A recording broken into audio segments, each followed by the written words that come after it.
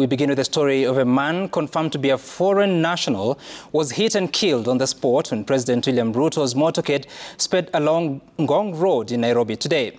A statement by the National Police Service confirmed that the pedestrian was hit by a government vehicle. Elsewhere, several youth are nursing injuries after chaos erupted at Ayani Primary School as they tried to force their way into a rally addressed by President William Ruto in Kibera.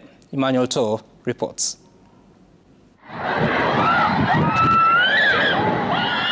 President William Ruto's fourth day of his week-long city tour took a tragic turn on Thursday afternoon. A speeding vehicle in the president's convoy knocked down a foreign national at Adams Arcade along Ngong Road.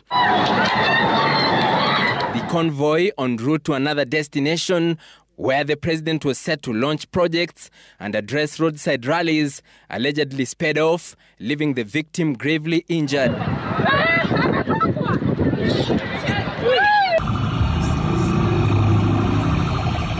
The unidentified body was first taken to City Mortuary before being transferred to Lee Funeral Home later in the evening.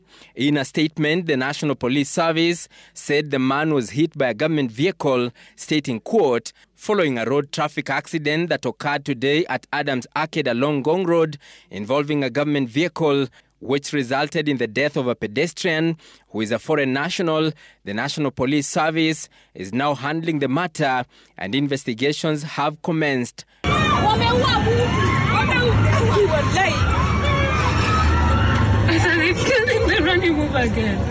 The details of the foreigner, who wore a beige coat, striped shirt and blue jeans with a beaded belt, are still scanty as his family struggles to come to terms with the tragic loss of a loved one.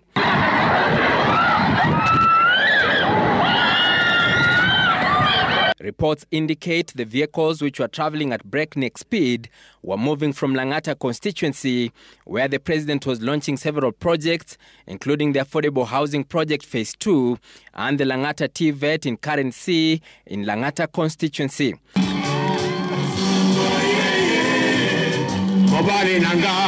The vehicles are said to have been on top speed, heading to Kibra constituency, where the head of state was scheduled to launch the construction of Toy Market, TVET College at DCC grounds, and a rally at DC grounds Kibra.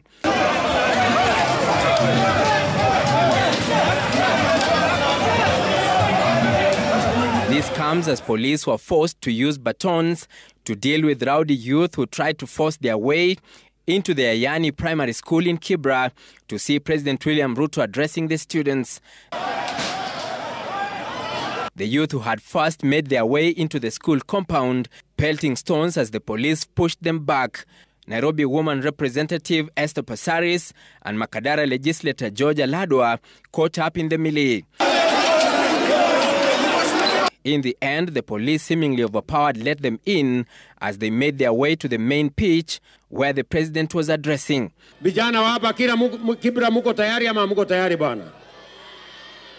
This comes as goons continued to have a field day in the rallies, with this man lucky to have his bicycle back after members of the public intervened when he was attacked by a mob of marauding youth who went about stealing and mugging people. Emmanuel Toh, Citizen TV, Nairobi.